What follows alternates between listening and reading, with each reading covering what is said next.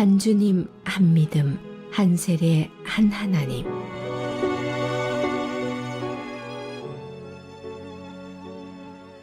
이 모든 것을 생각하면서 내가 여러분에게 바라는 것은 다음과 같습니다.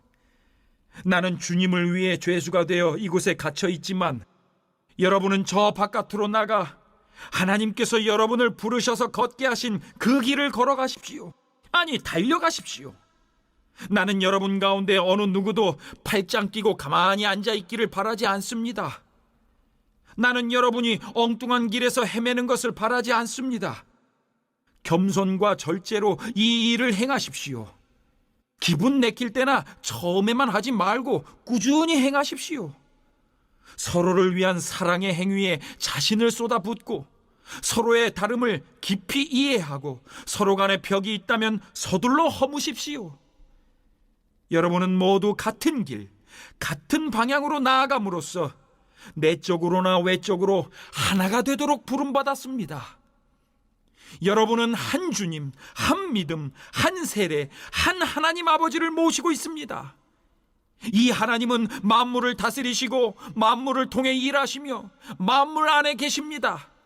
여러분의 존재와 생각과 행위에는 이러한 하나됨이 속속들이 배어 있습니다. 그렇다고 해서 여러분이 다 똑같은 것을 보고 말하고 행해야 한다는 의미는 아닙니다. 우리는 저마다 그리스도의 은혜에 따라 각자에게 알맞은 선물을 받았습니다. 다음은 그것을 두고 말한 본문입니다. 그분께서 높은 산으로 올라가셔서 원수를 사로잡아 전리품을 취하시고 그 모든 것을 사람들에게 선물로 나눠주셨다. 높은 데로 올라가신 분께서 또한 땅의 골짜기로 내려오셨다는 것은 사실이지 않습니까? 낮은 데로 내려오신 분은 다시 가장 높은 하늘로 올라가신 그분이십니다. 그분은 위에서나 아래서나 선물을 나눠주시고 하늘을 자신의 선물로 가득 채우시며 땅도 자신의 선물로 가득 채우셨습니다. 그분은 사도, 예언자, 복음 전도자, 목사, 교사의 은사를 선물로 나눠주셨습니다. 그것은 그리스도를 따르는 사람들을 숙련된 봉사의 일을 하도록 훈련시켜 그리스도의 몸인 교회 안에서 일하게 하시려는 것입니다. 그리하여 우리 모두가 춤추듯 서로 손발이 척척 맞아 하나님의 아들께 능숙하고 우아하게 응답하고 충분히 성숙한 어른이 되고 안팎으로 충분히 개발되어 그리스도처럼 충만히 살게 하시려는 것입니다. 부디 우리 가운데는 더 이상 어린아이로 남아있는 사람이 없어야 합니다. 세상 물정 모르는 순진한 사람이 되거나 아이처럼 사기꾼의 손쉬운 표적이 되어서는 안 됩니다. 하나님은 우리가 충분히 자라서 모든 면에서 그리스도처럼 온전한 진리를 알고 사랑으로 그 진리를 말하기를 바라십니다. 우리는 그리스도를 따라갑니다. 그분은 우리가 하는 모든 일의 근원이십니다. 그분은 우리가 서로 발맞춰 나아가게 하십니다. 그분의 숨과 피가 우리에게 흘러 영양을 공급하면 우리는 하나님 안에서 건강하게 자라고 사랑 안에서 강해질 것입니다.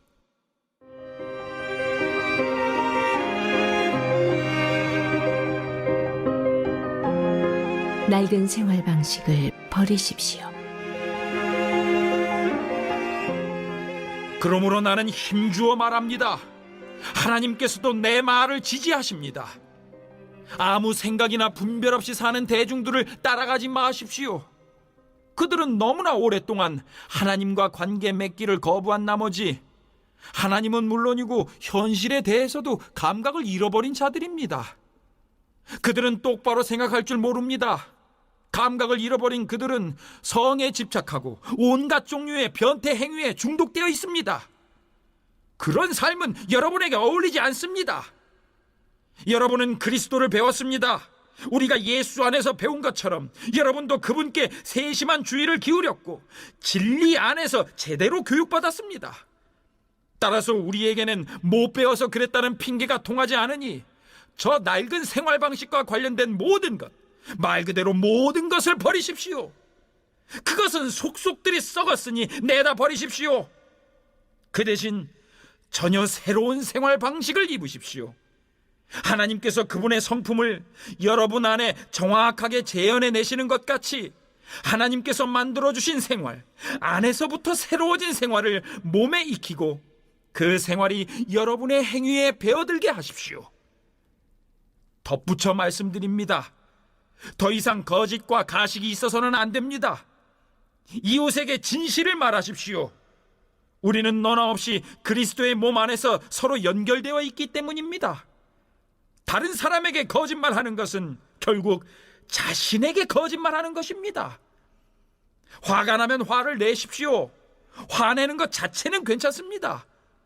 그러나 화를 연료로 삼아 복수심을 불태워서는 안 될 일입니다. 화난 채로 오래 있지 마십시오. 화난 채로 잠자리에 들지 마십시오. 마귀에게 거점을 내주어서는 안 됩니다. 도둑질로 생계를 꾸렸습니까? 더 이상은 그렇게 살지 마십시오.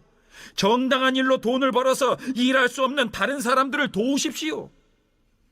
여러분의 말하는 습관을 살피십시오. 여러분의 입에서 불쾌하고 더러운 말이 나오지 않게 하십시오. 도움이 되는 말만 하고 여러분의 말 한마디 한마디가 선물이 되게 하십시오. 하나님을 슬프게 하지 마십시오. 그분의 마음을 아프게 하지 마십시오. 여러분 안에서 숨쉬고 움직이시는 하나님의 거룩한 영은 여러분 삶의 가장 깊숙한 곳에 자리하십니다. 성령께서 여러분을 하나님께 합당한 사람으로 만들어 주십니다. 그러한 선물을 당연한 것으로 여기지 마십시오. 가시 돋친 말, 헐뜯는 말, 불경스러운 말은 입에 담지도 마십시오. 서로 친절하게 대하고 서로 마음을 쓰십시오.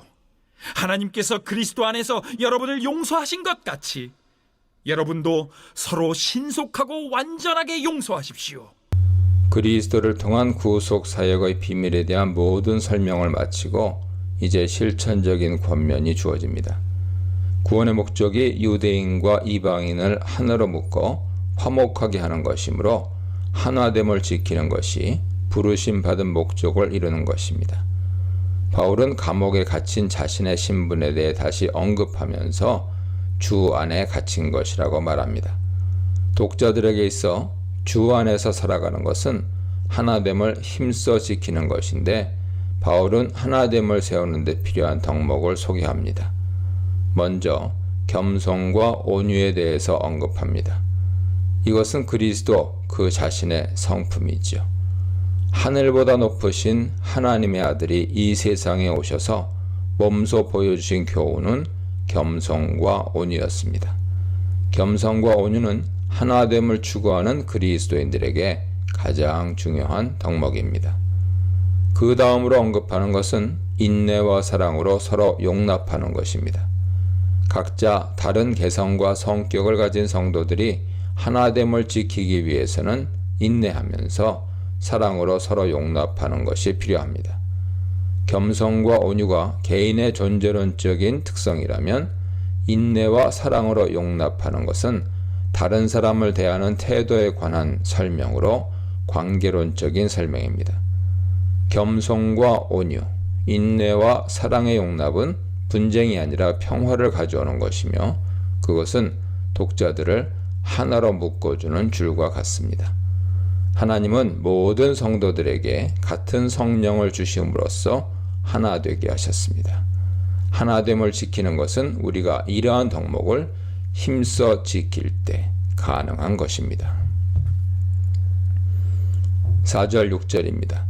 바울은 교회의 하나된 본질을 설명하면서 하나를 의미하는 hen이라는 단어를 7번 반복해서 사용합니다.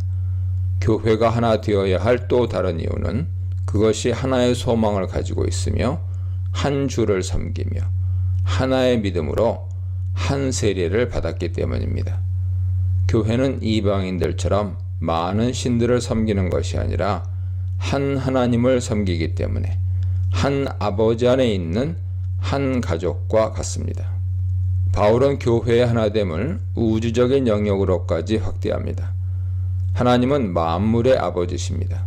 하나님은 만물 위에 뛰어난 초월적인 분이지만 만물에서 떠나 홀로 고고하게 계시는 분이 아니라 만물 안에서 만물을 통일하시는 분입니다.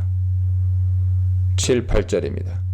바울은 교회의 하나됨에 대해 강조하지만 교회 구성원들의 다양성을 무시하지는 않습니다. 교회 다양성은 하나됨을 해치는 것이 아니라 오히려 그리스도의 몸된 교회를 온전히 세워가는 데 필요한 것입니다. 몸의 여러 가지 지체가 온전하게 기능을 해야 완전한 몸이 되듯이 그리스도께서는 각 개인에게 다양한 은사를 주심으로 교회가 하나의 몸이 되도록 하셨습니다. 그리스도께서 각자에게 다양한 은사를 주셨다는 것을 증명하기 위해 바울은 시편 68편 18절을 인용합니다. 바울은 그리스도께서 부활하여 하나님 보좌 우편에 앉으신 것을 만물에 대한 주권과 통치권을 행사하는 것에 대한 예언적인 말씀으로 간주합니다. 그리스도께서는 성도들 각자에게 은사를 주셔서 하나님의 왕국을 건설하는 일꾼으로 삼으십니다. 9절 10절입니다. 바울은 시편 68편 18절을 만물 안에 충만한 그리스도의 통치권에 대한 설명으로 해석합니다. 그리스도께서 부활하여 하늘 보좌로 올라가신 것은 하늘에까지 그의 통치권이 미치는 것을 의미하죠.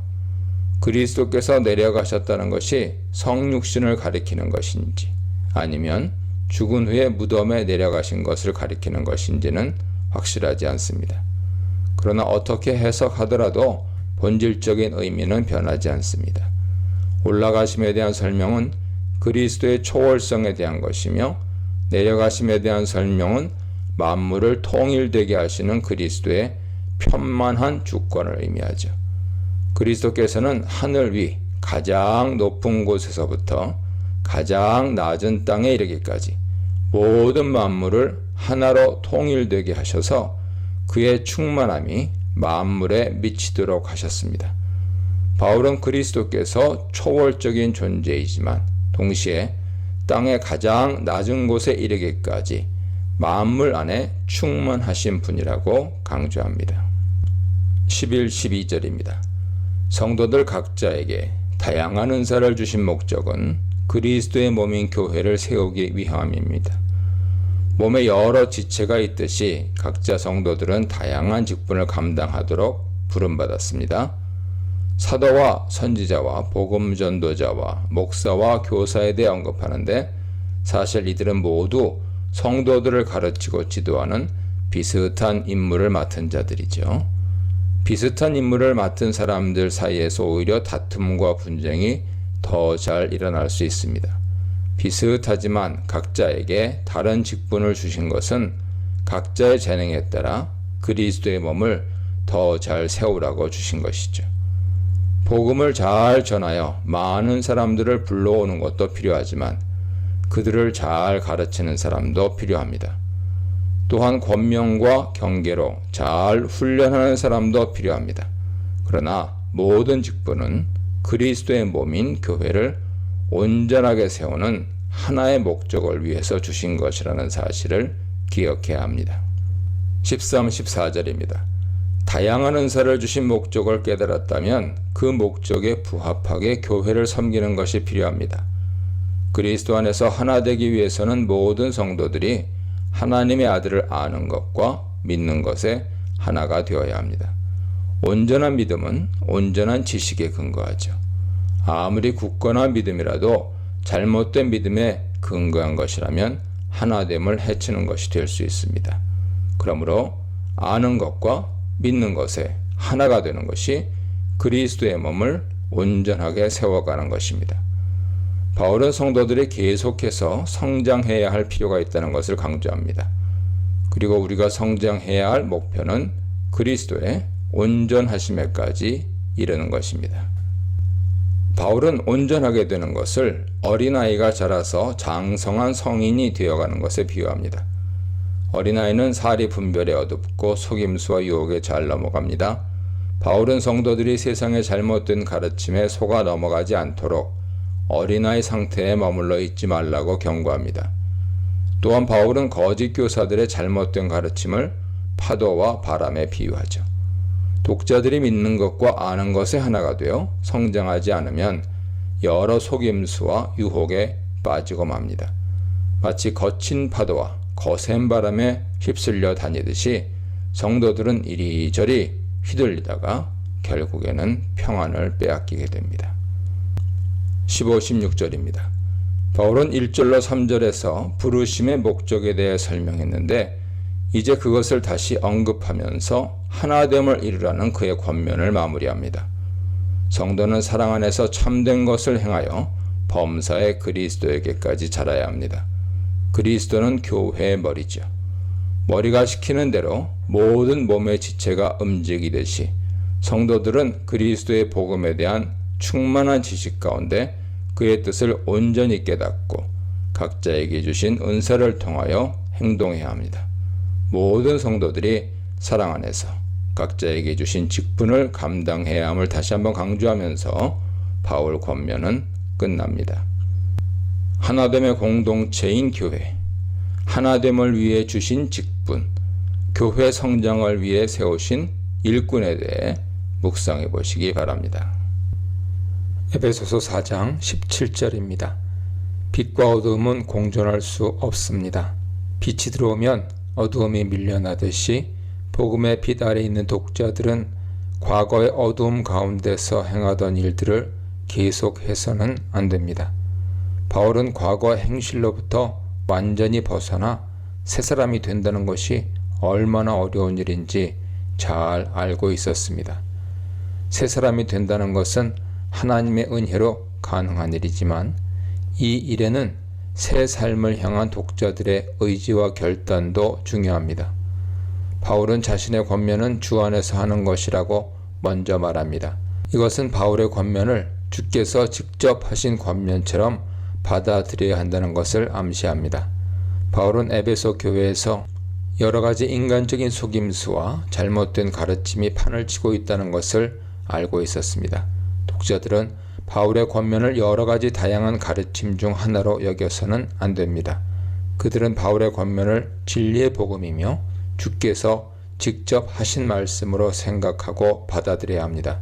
바울이 여기서 특히 강조하는 것은 복음 진리에 부합하는 거룩한 삶에 대한 것입니다. 독자들은 이제 더 이상 이방인들의 허망한 행위를 계속해서는 안 됩니다. 이제부터는 더 이상 하지 말라 하는 표현은 독자들이 여전히 이방인의 악한 행위에서 완전히 벗어나지 못했다는 것을 지적하는 말이죠. 바울은 이방인으로서의 삶을 마음의 허망한 것에 따라 행하는 것이라고 설명합니다. 이방인들의 불의한 삶은 단순히 겉으로 드러나는 행실의 문제만은 아닙니다. 그것은 그들 마음속에 있는 허망한 것들로부터 나오는 것이죠. 마음속에 있는 허망한 것들이란 썩어지고 없어질 세상 것들에 대한 소망을 두고 살아가는 어리석은 생각인데 그것은 악한 영들에 사로잡혀 진리를 보지 못하는 것입니다. 바울은 에베소서 2장 2절로 3절에서 이방인으로서의 삶이 어떤 것이었는지에 대해 설명했습니다. 그것은 이 세상 풍조를 따르고 공중의 권세 잡은 자, 곧 불순종의 영에 따라 살아가는 것이었습니다. 그러므로 독자들은 이제 마음에 있는 허망한 생각들을 몰아내야 합니다. 18, 19절입니다. 바울은 이방인이 왜 허망한 가운데 살게 되었는지에 대해 설명하는데 그것은 그들의 총명이 어두워졌기 때문입니다. 여기서 총명이란 정신이나 마음 혹은 생각을 가리키는 것인데 그것은 진리와 거짓을 분별하는 인식론적인 근거라고 할 수 있습니다. 그들의 마음이 어두워진 이유는 그들이 악한 영에게 생각을 빼앗겼기 때문이죠. 사탄은 그들의 마음을 어둡게 하여 참된 진리를 깨닫지 못하게 합니다. 그 결과 그들은 헤어날 수 없는 무지함 가운데 빠지게 되었습니다. 하나님을 알지 못하고 그의 뜻을 깨닫지 못하는 무지함은 그들의 마음이 굳어지게 하는 결과를 가져옵니다. 여기서 마음의 굳어짐이란 고집스러움을 가리키는 것으로 하나님을 향해서 민감하게 반응하지 못하는 미련함을 말합니다. 이러한 미련함은 결국 하나님으로부터 떠나게 만드는 것인데 다시 말해 생명에서 떨어져 나가는 것이죠. 생명에서 떠났다는 것은 영적 죽음 상태를 가리키는 것이고 하나님 없이 살아가는 삶의 모습과 같은 것입니다. 바울은 이방인이 생명에서 떨어져 나가게 된 결정적인 원인으로 무지함을 들고 있습니다. 그러나 그렇다고 해서 그들의 무지함이 변명이 될 수는 없습니다. 죄로 인해 총명이 어두워진 결과로 그들이 무지하게 된 것이기 때문입니다. 무지함으로 마음이 굳어진 자들은 그들의 어리석음을 결국 행위로 표출하게 됩니다. 바울은 19절에서 그러한 행위에 대해 상술하고 있습니다. 이방인이 감각 없는 자가 되었다는 것은 죄를 행하면서도 그것에 대해 아무런 죄책감을 느끼지 못하는 상태가 된 것을 의미합니다. 이것은 무지함으로 마음이 굳어진 것에 대한 증거에 해당하죠. 영적 감각이 마비되어 죄책감을 느끼지 못하므로 그들은 차츰 방탕함에 빠지게 됩니다. 방탕한 행위가 구체적으로 어떤 것인지에 대해서는 두 가지로 설명됩니다. 그것은 모든 더러운 것을 행하는 것이며 욕심을 따라 행하는 것입니다. 더러운 것을 행한다는 것은 기본적으로 성적인 부도덕을 가리키는 것으로 간주됩니다. 바울은 5장 3절에서 음행을 더러운 것과 함께 묘사하고 있습니다. 그러나 더러운 것에는 성적인 부도덕뿐만 아니라 다른 여러 가지 죄들도 포함되어 있습니다. 요컨대 바울은 이방인의 허망한 행위를 원인과 결과의 관계로 설명하는데 그것은 무지함에서 시작하여 방탕한 행위로 드러납니다. 그 일련의 인과관계는 다음과 같이 설명할 수 있습니다. 무지함, 마음의 굳어짐, 생명으로부터 끊어짐, 죄에 대한 무감각, 방탕한 생활. 20, 21절입니다. 바울은 이제 독자들이 그러한 무지함 가운데 있지 않다는 사실을 상기시킵니다. 독자들은 그리스도의 복음과 진리에 관해 배운 자들입니다. 너희가 그리스도를 그같이 배우지 않았다는 표현은 역으로 이방인의 삶이 결코 그리스도의 복음과 진리에 부합하는 것이 아님을 강조하는 표현입니다. 그러므로 바울은 독자들을 더 이상 주 안에서 무지한 자들로 간주하지 않습니다. 그들은 이제 모든 지혜와 총명을 가진 자며 하나님의 비밀을 깨달은 자들입니다. 또한 독자들은 지혜와 계시의 영을 받았으므로 그리스도를 통한 하나님의 구원 계획을 알고 있는 자들입니다. 바울은 독자들이 배워서 깨닫게 된 지식을 그리스도에 관한 지식으로 묘사합니다. 여기서 그들이 그리스도를 배웠다고 말하는데 배웠다, 만사노라고 하는 표현은 단순히 그리스도에 관한 어떤 지식이나 알물 깨달았다는 뜻이 아닙니다. 그것은 마치 제자들이 예수와 더불어 살면서 그를 배운 것처럼 독자들도 그렇게 친밀한 교제 안에서 그리스도를 배웠다는 뜻이죠. 비록 독자들이 육신적으로 그리스도를 만난 것은 아니지만 그리스도는 성령으로 항상 그들 가운데 거하십니다. 그러므로 독자들은 영적으로 항상 그리스도를 만나고 그로부터 들어서 배운 것과 같은 입장에 있습니다. 그리스도가 어떤 분인지 배워서 한다면 이제 그들은 결코 죄 가운데서 행했던 과거의 삶을 계속해서는 안 됩니다. 22, 24절입니다. 독자들이 그리스도로부터 듣고 배웠다면 이제 어떻게 해야 할까요? 옛사람을 벗어버리고 새사람을 입어야 합니다. 바울은 과거 이방인의 삶에서 벗어나 복음에 합당한 새로운 삶을 사는 것을 가리켜 옷을 벗고 입는 것에 비유합니다. 옷을 벗고 입는 것은 죽음과 새 생명으로의 삶을 의미하기도 합니다. 바울은 죽음을 육체의 옷을 벗어버리는 것에 비유하기도 합니다. 옛사람을 벗어버리고 새사람을 입는 것은 두 가지 측면에서의 변화를 의미하죠. 첫째, 행실의 변화를 의미합니다. 썩어져가는 구습을 벗어버리는 것은 과거 이방인으로서의 행실을 벗어버리고 복음에 합당한 거룩하고 경건한 삶을 사는 변화를 의미합니다. 둘째, 마음의 변화를 의미합니다. 심령이 새롭게 된다는 것은 마음과 생각의 변화를 의미하죠. 이방인으로 있을 때 어두워진 총명이 이제는 새롭게 되어 복음 진리를 깨달아 알게 되는 것입니다. 그러므로 옛사람을 벗어버리고 새 사람을 입는다는 것은 마음의 변화와 행실의 변화를 의미합니다. 독자들은 그리스도를 배웠으므로 이제 썩어져가는 구습을 벗어버리고 의와 진리의 거룩함으로 지원받은 새 사람을 입어야 합니다. 옛 삶을 떠난 그리스도인, 제자가 된 그리스도인, 새 사람이 된 그리스도인에 대해 묵상해 보시기 바랍니다. 에베소서 4장 25절입니다. 바울은 22절에서 옛사람을 벗어버리라고 했는데 여기서는 벗어버려야 할 것이 무엇인지를 구체적으로 설명합니다. 바울은 먼저 거짓을 벗어버리고 참된 것을 말하라고 명합니다. 새 옷을 입기 위해 옛 옷을 벗어버려야 하듯이 먼저 거짓을 벗어버리고 참된 것을 말해야 합니다. 이는 거짓된 것과 참된 것의 대조를 통해 옛사람과 새사람의 구별되는 특징을 설명한 것입니다. 옛사람의 특징은 속임수와 간사한 유혹에 빠져 그 가운데 살아가는 것이죠. 속고 속이는 것은 죄 아래 사로잡힌 자들의 전형적인 모습입니다. 그러나 독자들은 이제 의와 진리의 거룩함으로 지으심을 받은 새 사람을 입었으므로 이웃과 더불어 참된 것을 말해야 합니다. 24절에서 말한 진리라는 단어가 여기서 다시 등장하면서 참된 것을 말하는 것이 새 사람의 특징임을 묘사하고 있습니다. 그러나 바울은 새 사람이 되었다고 해서 저절로 참된 것을 말하게 되는 것은 아님을 잘 알고 있었습니다. 사람이 옛 습관을 벗어버리고 새 습관을 들이는 것은 결코 쉬운 일이 아니죠. 그것은 낡은 옷을 벗어 내던져 버리듯이 과감하고 결단력 있는 실행으로만 가능한 것입니다. 독자들은 스스로 진리 가운데 새 사람이 되었다는 사실을 깊이 인식하고 참된 것을 말하기 위해 힘써야 합니다. 참된 것을 말해야 할 필연적인 이유는 우리가 주 안에서 서로 지체가 되었기 때문입니다. 한 몸에 붙어있는 지체는 서로 속이지 않고 진실하게 행합니다.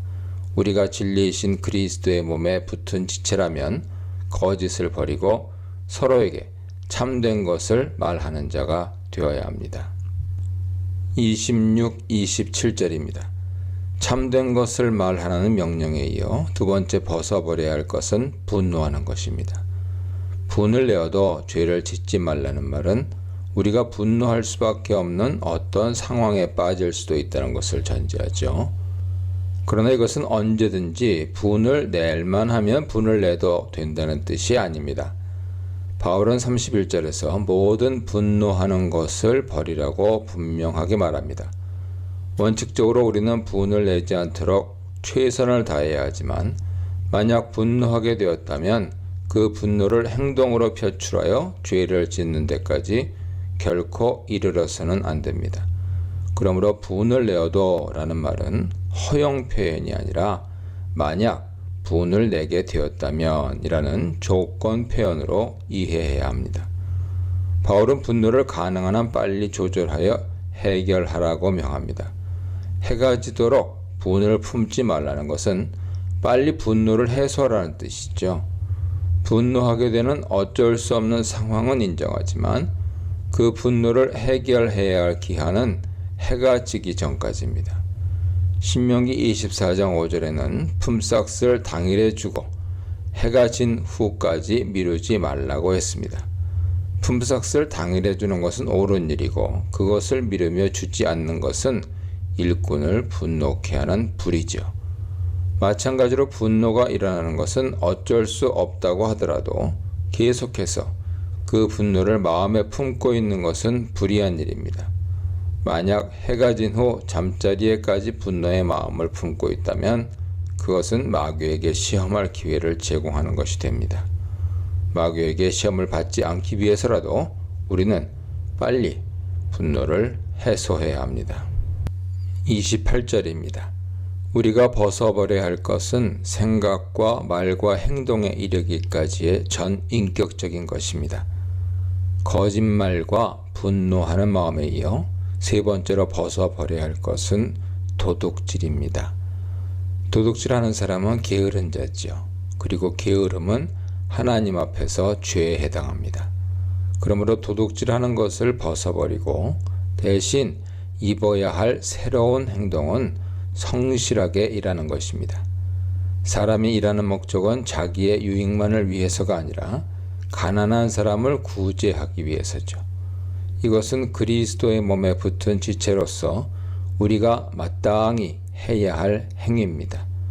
손으로 수고하여 선한 일을 하라는 것은 말로 속이고 도둑질하는 것과 대조됩니다. 그리스도인들은 열심히 손으로 일하되 선한 일을 해야 합니다. 그러나 악한 일을 위해서 열심인 사람도 분명히 있습니다. 그리스도인들은 주 안에서 항상 선한 일을 위해 열심을 내야 합니다. 몸의 머리이신 그리스도께서 참되고 선한 분이기 때문이죠. 29절입니다. 25절에 거짓을 버리고 참된 것을 말하라는 권면과 비슷한 권면이 반복됩니다. 더러운 말은 입 밖에도 내지 말고 선한 말을 하라고 명합니다. 더러운 말과 선한 말이 대조되고 있습니다. 더러운 말은 아무에게도 유익을 주지 못하는 무익한 것이지만 선한 말은 그리스도의 몸인 교회를 세우는 데 필요한 말입니다. 선한 말을 하는 것은 듣는 자들에게 은혜를 끼치게 되죠. 은혜를 끼친다는 것은 유익을 준다는 뜻입니다. 선한 말은 몸을 세우는 것이기에 유익한 것입니다. 바울은 성도들이 하는 모든 말은 교회를 세우는 데 초점이 맞춰져야 한다고 권면합니다. 즉, 거짓되고 더러운 말은 교회를 무너뜨리는 것이지만 참되고 선한 말은 성도들에게 유익을 끼치고 교회를 세우는 일에 해당합니다. 말의 파급 효과와 영향력은 매우 크지요. 그것이 선한 것이든 악한 것이든 말은 큰 능력을 발휘합니다. 악한 말은 모든 것을 파괴하지만 선한 말은 생명을 살리기도 합니다. 30절입니다. 26, 27절에서 분을 내어도 죄를 짓지 말고 마귀에게 틈을 주지 말라고 했는데 바울은 이제 하나님의 성령을 근심하게 하지 말라고 합니다. 분노하는 마음은 마귀를 즐겁게 하는 것이고 더러운 말을 하는 것은 성령을 근심하게 하는 것이죠. 더러운 말은 교회를 분열시키고 무너뜨리는 것이기에 성령께서 근심하십니다. 성령은 교회를 하나 되게 하신 영이죠. 더러운 말을 입 밖으로 내뱉는 것은 하나 되게 하는 성령의 역사를 방해하는 것입니다. 우리가 성령을 근심하게 하지 말아야 할 이유는 하나님의 것으로 성령의 인치심을 받았기 때문입니다. 자식이 부모를 근심하게 해서는 안 되는 것처럼 우리는 성령의 것으로 인치심 받았으므로 성령을 근심하게 해서는 안 됩니다. 31, 32절입니다. 28절에서 도둑질하지 말고 선한 일을 하라고 했는데 여기서도 서로를 향한 악한 말과 행위를 버리며 서로 진실하게 대하고 용서할 것을 강조합니다. 먼저 버려야 할 것에 대한 목록이 등장하는데 악독은 마음속에 숨은 원한과 앙심처럼 악한 감정을 뜻하죠. 노함과 분냄은 악한 감정이 밖으로 드러나 표출되는 것이고 떠드는 것과 비방하는 것은 그것을 행동으로 옮겨서 다른 사람들에게 해를 끼치는 행위입니다. 바울은 은밀한 상태에 있는 분노에서부터 절제하지 못하는 분노의 행위까지 모든 것을 버리라고 명합니다. 대신 성도들이 행해야 할 것은 서로에게 친절하고 불쌍히 여기며 사랑으로 용서하는 것이죠. 용서는 분노하는 것과 반대되는 것입니다. 우리는 형제에게 분노하기보다 용서해야 합니다. 왜냐하면 하나님께서 먼저 우리를 용서하셨기 때문입니다. 세 사람의 공동체, 진리의 공동체, 평화의 공동체, 사랑의 공동체에 대해 묵상해 보시기 바랍니다.